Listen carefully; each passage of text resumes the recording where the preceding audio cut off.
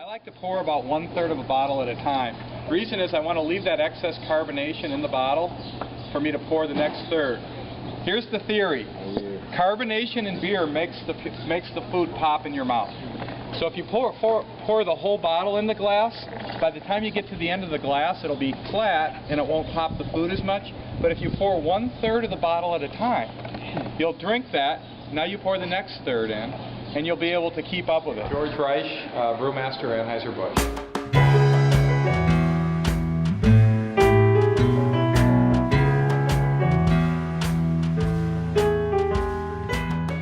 The one I always do at parties, I do pairings like, for instance, taking a piece of cilantro, and I'll have people try, maybe I'll take a Michelob Ultra, or a very light beer, have them try the beer, and I have them put the cilantro in their mouth, and the people that either like cilantro or hate it, but the ones who love it, they say it tastes so good, I say take another sip of the beer, and it tends to blow it up. And that's what it does with most very aromatic spices. Beer tends to elevate the taste of the beer. I always say beer is the humble servant of food. It basically lifts it up and elevates it. So it's not changing the flavor, it's just elevating it again.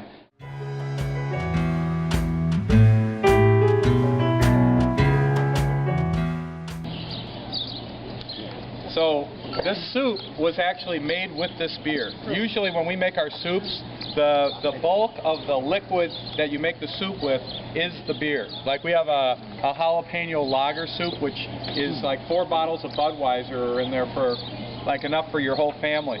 But in this case, he used the Budweiser or the Beach Bum Blonde Ale and smoked bacon. So think about it. When you're cooking bacon in the morning, you know how it smells?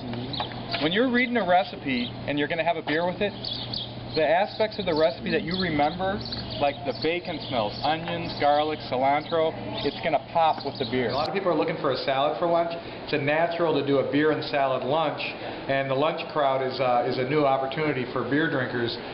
In the olden days, people drank beer at lunch, but nowadays they're mostly drinking non-alcoholic beverage. I think we can bring people back to beer by doing some solid food pairings at lunch. I like to think this is a very, very drinkable wheat beer. The vinaigrette dressing on your salad was made with this beer, and I can get you guys the recipe for this if you wanted to actually publish it. It's pretty easy to make. We do a lot of salad dressings or vinaigrette dressings with beer.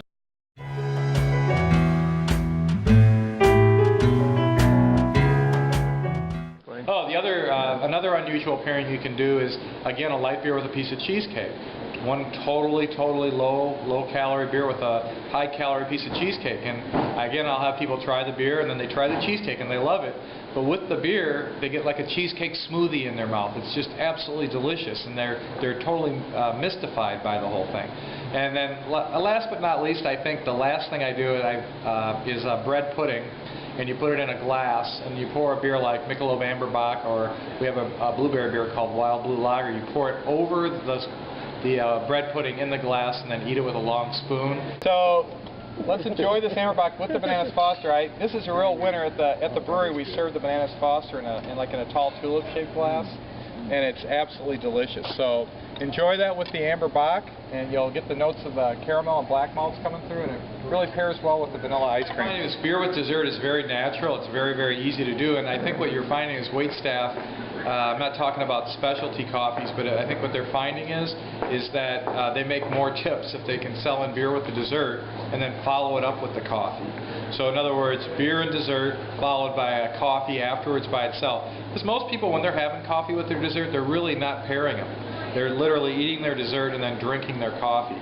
But with beer, you can actually have them be consuming the beer at the same time they're eating the dessert, and then you follow up with the coffee, raising the average check total and bringing home a little higher tip for the waitstaff. Are you taking me or the beer? Let me get out of the way here. The beer is really the guest of honor here, you know.